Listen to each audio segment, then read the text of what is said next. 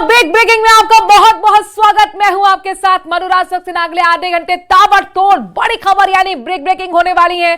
शुरुआत कर रहे हैं बड़ी खबर के साथ ही। दिल्ली में विधानसभा चुनाव से पहले ही सियासी पार्टियों के बीच में गर्मी बढ़ गई है। दिल्ली के पूर्व सीएम और आम आदमी पार्टी के संयोजक अरविंद केजरीवाल ने चुनाव आयोग से मिलकर दिल्ली में साजिशन वोट काटे जाने की शिकायत की है। आरोप बीजेपी पर लगाया गया है। अरविंद केजरीवाल ने आरोप लगाया कि हजारों की संख्या में दिल्ली के वोटर्स का नाम वोटर लिस्ट से हटाया जा रहा है और चुन चुन कर उन इलाकों को निशाना बनाया जा रहा है जहां आम आदमी पार्टी को ज्यादा वोट मिले थे। अरविंद केजरीवाल ने वोटरों के नाम काटने वाले अधिकारियों और अन्य लोगों के खिलाफ एफआईआर दर्ज करने की मांग की है।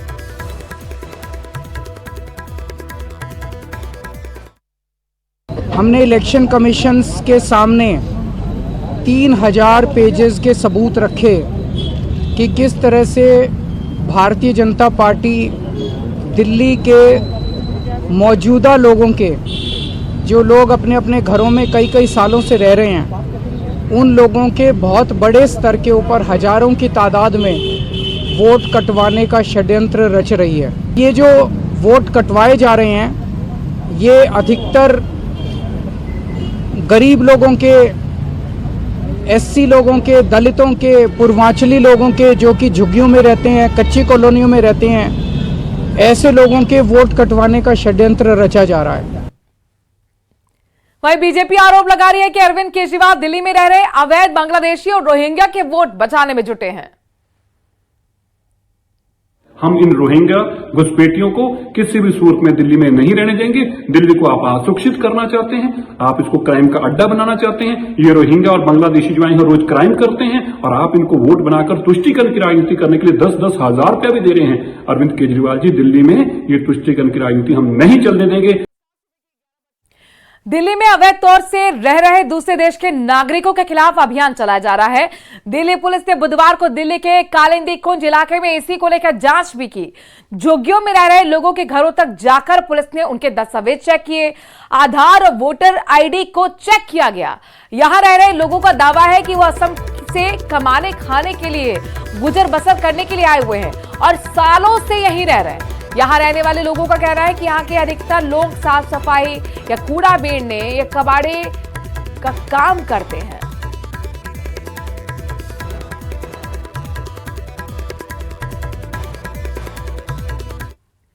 बड़ी खबर महाराष्ट्र से है। यहां पर महाराष्ट्र में मंत्रिमंडल के बंटवारे को लेकर महायुति सरकार में फॉर्मूला तय हो गया है। सूत्रों के मुताबिक मंत्रिमंडल बंटवारे के लिए 20 और 10-10 का फॉर्मूला बनाया गया है। यानी मंत्रिमंडल में 20 मंत्री बीजेपी कोटे से होंगे जबकि 10-10 मंत्री एनसीपी और शिवसेना से बनेंगे। सूत्रों के मुताबिक बीजेपी अपने पुराने मंत्रियों को ही पोर्टफोलियो देगी। एनसीपी की ओर से खबर है कि एनसीपी अपने पुराने मंत्रियों पर ही ज्यादा भरोसा कर रही है, जबकि शिवसेना को लेकर खबर है कि शिवसेना में नए चेहरों को मौका मिल सकता है और किसके हिस्से कौन सा विभाग जाएगा, हवाले से जानकारी आई है। सूत्रों के मुताबिक गृह मंत्रालय बीजेपी अपने पास रखेगी। इसके अलावा पीडब्ल्यूडी और यूडी यानी कि अर्बन डेवलपमेंट यानी शहरी विकास मंत्रालय शिंदे कैंप को दिया जा सकता है। इसके अलावा वित्त विभाग यानी कि फाइनेंस डिपार्टमेंट जिसे कहा जाता है, अजीत पवार को फिर से मिल सकता है। तो कैबिनेट का फॉर्मूला तय हो गया है 20-10-10। 20 का मतलब यह हुआ है कि कुल मिलाकर बीजेपी के खाते में 20 मंत्री, 10 और 10 यानी एनसीपी और शिवसेना के 10-10 मंत्री होंगे। लेकिन गृह मंत्रालय को लेकर जो खींचतान थी, जो चाहते थे एकनाथ शिंदे उन्हें मिले, खबर सूत्रों के मुताबिक मिल रही है कि गृह मंत्रालय बीजेपी अपने पास रखेगी और साथ ही अर्बन डेवलपमेंट शिंदे गुट को मिल सकता है यानी कि शिंदे पार्टी को मिल सकता है। इसके साथ साथ फाइनेंस डिपार्टमेंट को लेकर जानकारी मिल रही है कि एक बार फिर अजीत पवार को मिल सकता है। बीजेपी वहीं दोबारा उन्हीं मंत्रियों को पोर्टफोलियो देगी जो पहले भी शामिल रहे, यानी कि पुराने चेहरों पर बीजेपी भरोसा जताएगी और उसी तरह से एनसीपी भी यही करने वाली है। लेकिन शिंदे गुट को लेकर जानकारी मिल रही है कि शिंदे गुट नए चेहरे मंत्रिमंडल में शामिल कर सकता है। तो फॉर्मूला तय हो गया है। सवाल यही था कि आखिरकार कब कैबिनेट का स्वरूप सामने आएगा।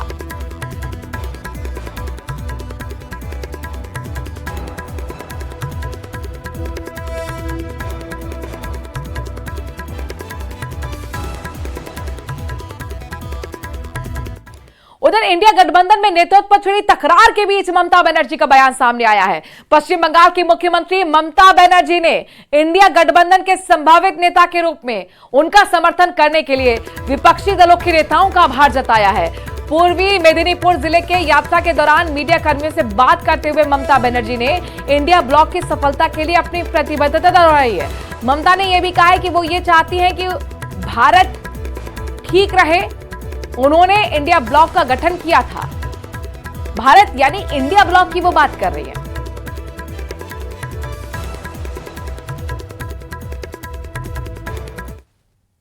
और नेता ने मेरे को जो रेस्पेक्ट दिया है, मैं सबको लिए मैं आभारी हूँ। मैं सबको सुस्वास्थ्य कामना करती हूँ और ये लोग अच्छा रहे, इसको पार्टी अच्छा रहे, इंडिया अच्छा रहे, ये हम चाहती हूँ। लेकिन आज हमारा जगन्नाथ टेम्पल का ओर से सबको लिए शुभकामनाएं।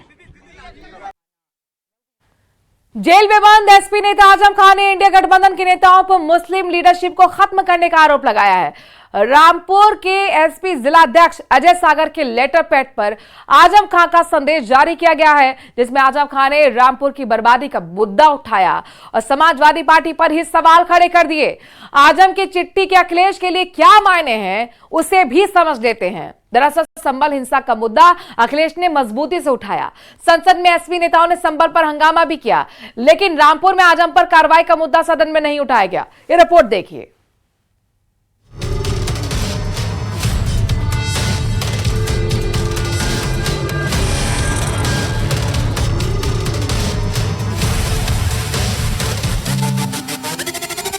समाजवादी पार्टी के वरिष्ठ नेता और पूर्व मंत्री आजम खान एक बार फिर से सुर्खियों में है। अब उन्होंने सीधे तौर पर इंडिया गठबंधन की खामोशी पर सवाल खड़े करते हुए कहा है कि मुसलमानों के हालात और भविष्य पर विचार करने के लिए मजबूर होना पड़ेगा।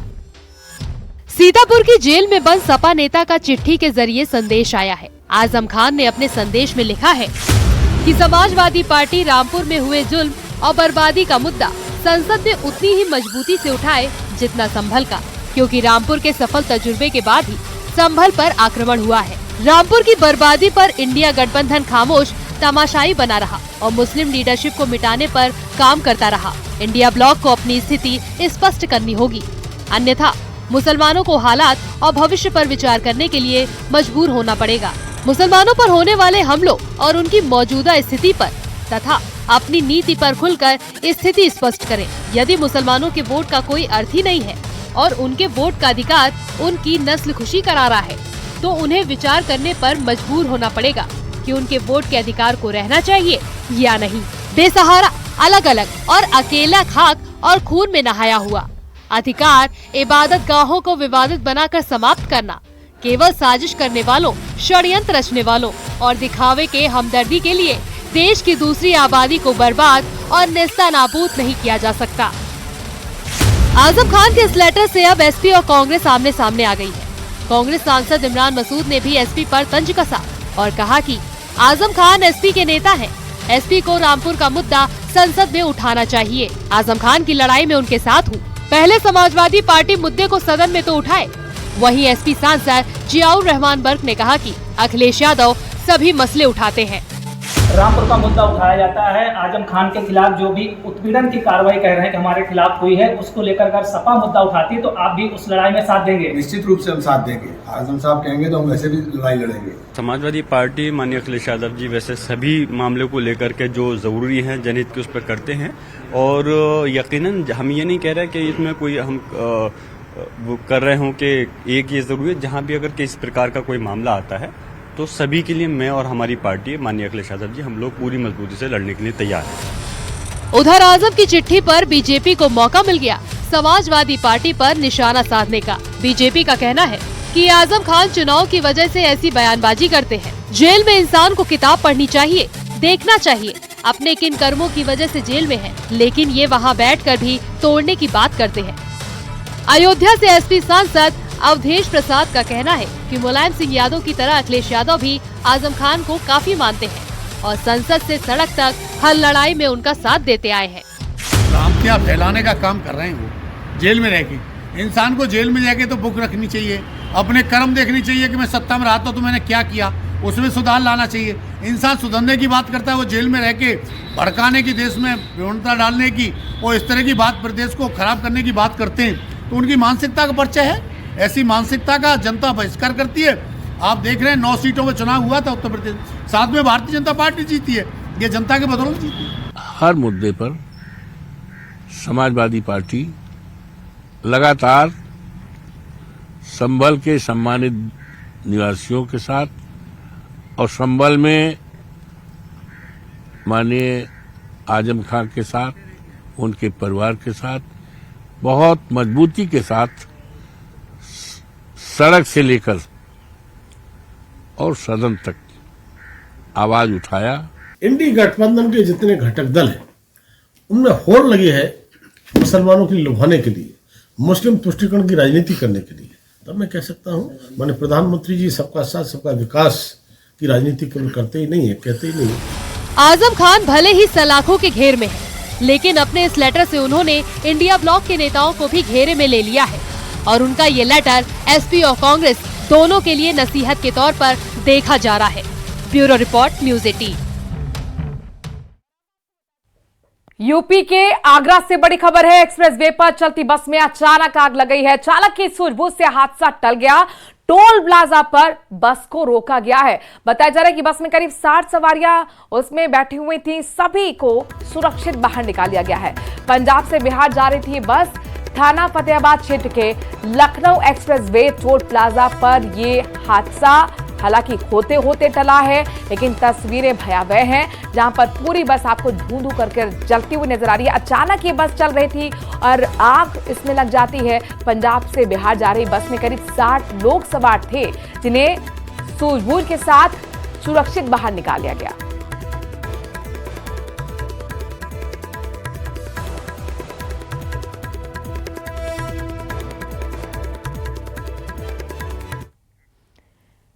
सीएम नीतीश पर लालू प्रसाद के विवादित बयान के बाद से शुरू हुआ घमासान थमने का नाम नहीं ले रहा है।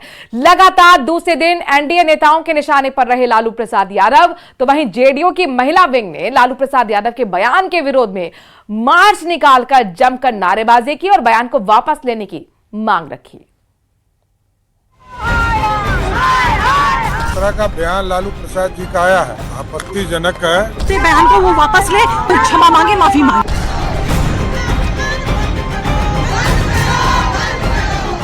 मुख्यमंत्री नीतीश कुमार की प्रस्तावित महिला संवाद यात्रा को लेकर दिए गए आरजेडी अध्यक्ष लालू प्रसाद के विवादित बयान ने बिहार के राजनीतिक माहौल को गरमा दिया है। बयानबाजियों का दौर दूसरे दिन भी जारी है। आपत्तिजनक है और जिस तरह का बयान लालू प्रसाद जी का आया है वो स्पष्ट तौर पर दिखता है कि उनको इलाज की जरूरत है। बीजेपी और जेडीयू के नेता इसे घटिया सोच बता रहे हैं। वहीं अब विरोध का मोर्चा जेडीयू की महिला नेताओं ने संभाल लिया है। पटना में जेडीयू की महिला विंग ने लालू प्रसाद के बयान के विरोध में मार्च निकालकर जमकर नारेबाजी की और बयान को वापस लेने की मांग की। आदरणीय लालू जी ने जो बयान दिया था शर्मनाक निंदनीय, उसे अपने बयान को वो वापस ले और बिहार की बेटी और महिलाओं से उस बयान के लिए वो क्षमा मांगे, माफी मांगे।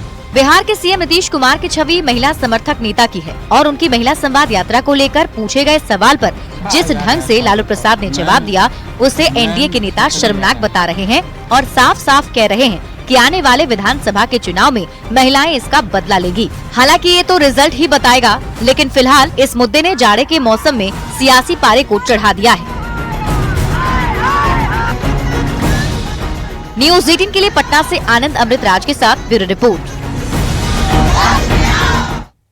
11 बज चुके हैं और संसद की कार्रवाई शुरू हो गई है। सीधे आपको 2 तस्वीरें दिखाने वाले हैं टीवी स्क्रीन पर, यानी कि लोकसभा की तस्वीर भी आपको दिखाएंगे, राज्यसभा की तस्वीर भी दिखाएंगे, जहां पर दोनों सदनों की कार्रवाई फिलहाल सुचारू रूप से चलती हुई नजर आ रही है।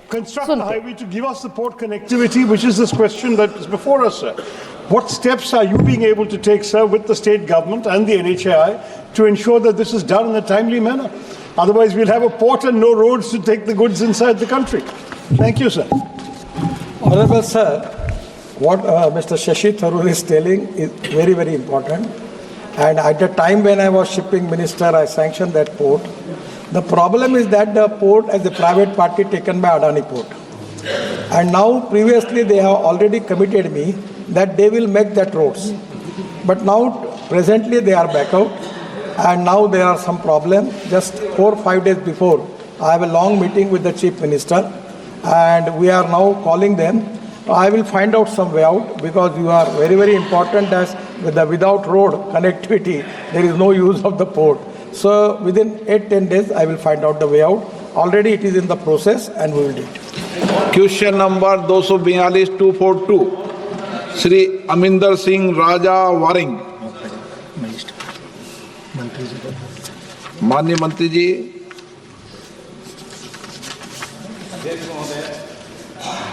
विवरण सभा पटल पर प्रस्तुत कर दिया गया है। श्री मनीष तिवारी जी। अध्यक्ष जी, आपका बहुत बहुत धन्यवाद। ये सवाल लुधियाना से संबंधित है, पर मैं आपकी अनुमति से थोड़ा सा एक व्यापक सवाल मंत्री जी से पूछना चाहता हूँ। 8 अप्रैल 2022 को जो फाइनेंस मिनिस्ट्री की स्थायी समिति है, उसने लघु और छोटे उद्योगों के ऊपर एक रिपोर्ट इस सदन के पटल पे रखी थी। उस रिपोर्ट में ये आपको सदन शुरू होने से पहले की तस्वीरें दिखा रहे हैं, जहां पर सत्ता पक्ष और विपक्ष दोनों आमने सामने हैं। सोरस के मुद्दे की वजह से पिछले 3-4 दिन से कार्रवाई नहीं चल पा रही है, और आज भी माना जा रहा है कि हंगामे के पूरे आसार हैं। समय समय पर तस्वीरें वहां की आपको पहुंचाते रहेंगे। बहरहाल खबरों में आगे बढ़ते हुए दिल्ली से बड़ी खबर ले रहे हैं, जहां पर त्रिलोकपुरी में ताबड़तोड़ फायरिंग का मामला सामने आया है। बदमाशों ने युवक पर फायरिंग की। रवि नाम के युवक को 5 गोली मारी गई है। गोली लगने से बुरी तरह से शख्स घायल हुआ है। सीसीटीवी फुटेज के आधार पर पुलिस जांच में जुटी हुई है। आरोपी और घायल शख्स में 15 साल से पता चला पुरानी रंजिश थी, यानी दुश्मनी है। दोनों परिवारों के कई लोगों पर आपराधिक मामले तक दर्ज है। एक बार फिर फायरिंग से दिल्ली दहल उठी। त्रिलोकपुरी में ताबड़तोड़ फायरिंग की वारदात हुई है। बदमाशों ने युवक पर फायरिंग की। रवि नाम के शख्स पर 5 गोलियां दागी गई हैं। गोली लगने से बुरी तरह से जख्मी हुआ है इस शख्स। सीसीटीवी फुटेज भी सामने आया, और उसी के आधार पर पुलिस अब जांच पड़ताल कर रही है। अब तक जो जानकारी मिली है उसमें यह बताया गया है कि शख्स में जिस पर गोली दागी गई है और जो आरोपी है उसमें 15 साल से पुरानी रंजिश थी, यानी पुरानी दुश्मनी थी। दोनों ही परिवारों के कई लोगों पर आपराधिक मामले दर्ज हैं, यानी कि एक आपराधिक रिकॉर्ड भी दोनों परिवार के कई लोगों का रहा है। वहीं बेंगलुरु में एआई इंजीनियर अतुल सुभाष के सुसाइड का मामला लगातार बढ़ता ही जा रहा है। यह मामला अब सुप्रीम कोर्ट तक पहुंच गया है। सुप्रीम कोर्ट के वकील आलोक श्रीवास्तव ने सीजेआई और इलाहाबाद हाईकोर्ट के चीफ जस्टिस को चिट्ठी लिखकर इस मामले की गंभीरता से जांच करने की मांग की है। दरअसल अतुल सुभाष ने अपने सुसाइड नोट में भ्रष्टाचार, रिश्वतखोरी और उत्पीड़न के गंभीर आरोप लगाए थे। इसी आधार पर वकील आलोक श्रीवास्तव ने जौनपुर फैमिली कोर्ट की प्रिंसिपल जज के खिलाफ कार्रवाई शुरू करने की मांग की है। चिट्ठी में कहा गया है कि बेंगलुरु पुलिस ने अतुल के सुसाइड नोट के आधार पर अतुल की पत्नी और उसके रिश्तेदारों के खिलाफ एफआईआर दर्ज की है, और उसी नोट के आधार पर फैमिली कोर्ट की जज के खिलाफ कार्रवाई क्यों नहीं की जा सकती।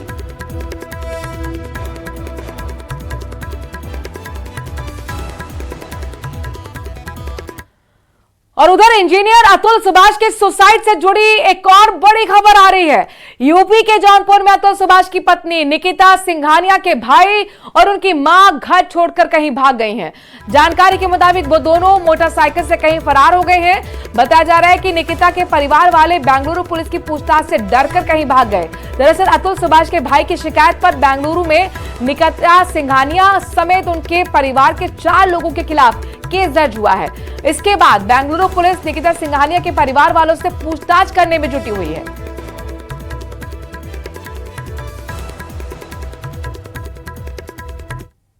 मौजूद है जनपद जौनपुर नगर कोतवाली इलाके के, वहीं ये मोहल्ला है खोआ मंडी का, जहां पर निकिता सिंघानिया का ये घर है।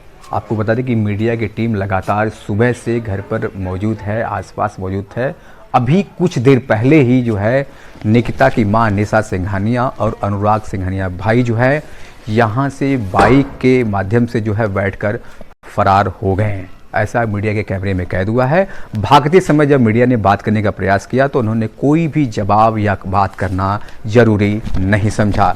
बताया जा रहा है कि जिस तरीके से घर में जो ताला को लॉक किया गया है, देख सकते हैं कैमरे पर, जो कि मेन गेट का जो है वो ताला जो है बाकायदा बंद कर दिया गया है। बताया ये भी जा रहा है कि गिरफ्तारी की डर की वजह से जो है निकिता सिंघानिया की मां और भाई जो है यहां से भाग गए हैं। बताया कि इसी रोड पर जैसे घर है, इस घर से जो निकले हैं यहां पर बाइक से बैठे हैं और इसी सड़क पर जो है निकलकर बाइक के माध्यम से पहले मां भागी है, उसके बाद उसका भाई यहां से फरार हो गया है। कुल मिलाकर अगर देखा जाए तो जिस तरीके से अतुल सुभाष मोदी की सुसाइड केस मामले में एक नया मोड़ आया है, वो भी आधी रात के समय जिस तरीके से ये मोड़ नया आया है कि गिरफ्तारी की डर से जो है निकिता का परिवार फरार हो गया है। मनोज सिंह पटेल, न्यूज 18 जौनपुर। टेरर मामले में कई राज्यों में एनआईए की छापेमारी देखने को मिल रही है। कई राज्यों में 19 जगहों पर एनआईए की छापेमारी हुई है। जम्मू कश्मीर, असम, महाराष्ट्र, यूपी, गुजरात में छापेमारी की गई। अनंतनाग, बारामूला, बडगांव और रियासी में भी छापेमारी की गई है। कई राज्यों में 19 जगहों पर एनआईए की छापेमारी। इस वक्त की बड़ी खबर, टेरर मामले में बताया जा रहा है कि एनआईए ने ये छापेमारी की है। 19 जगहों पर रेड मारी है, जिसमें जम्मू कश्मीर, असम, महाराष्ट्र, यूपी, गुजरात में छापेमारी हुई है। साथ ही जम्मू कश्मीर के अनंतनाग, बारामूला और बडगांव के साथ रियासी में भी छापेमारी की गई। पाकिस्तान की एक और नापाक साजिश का पर्दाफाश हुआ है। खुफिया जानकारी के मुताबिक पाकिस्तान की बॉर्डर एक्शन टीम यानी कि BAT ने LOC पर सक्रियता बढ़ा दी है।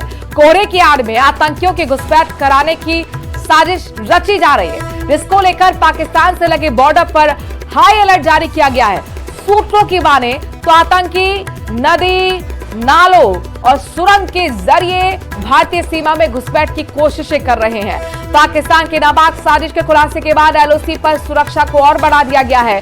चप्पे चप्पे पर ड्रोन से नजर रखी जा रही है। आतंकी घुसपैठ को करारा जवाब देने के लिए सुरक्षा बल पूरी तरह तैयारी में है।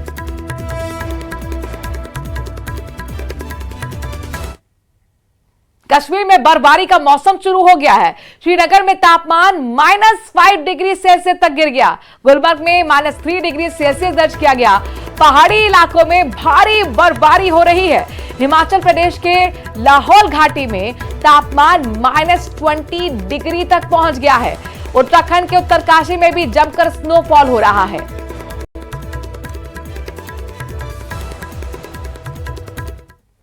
तो पहाड़ों में कड़ाके की ठंड पड़ रही है। उत्तरकाशी में ऊंचाई वाले इलाकों में झरने भी जम गए हैं। पूरा जिला शीतलहर की चपेट में है। कड़ाके की ठंड से लोगों को भारी दिक्कतें हो रही हैं। तो वहीं जिला प्रशासन ने कई जगहों पर अलाव की व्यवस्था की है। मौसम विभाग का कहना है कि आने वाले दिनों में ठंड में और इजाफा हो सकता है।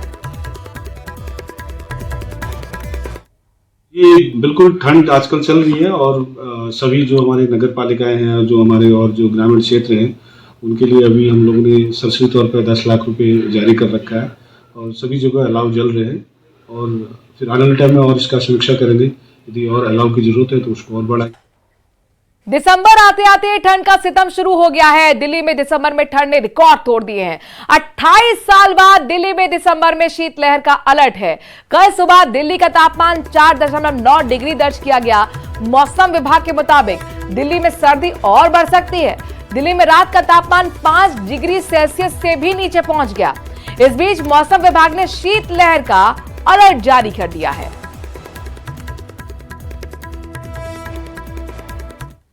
वक्त छोटे से ब्रेक का है, आगे देखिए 100 गांव 100 खबर।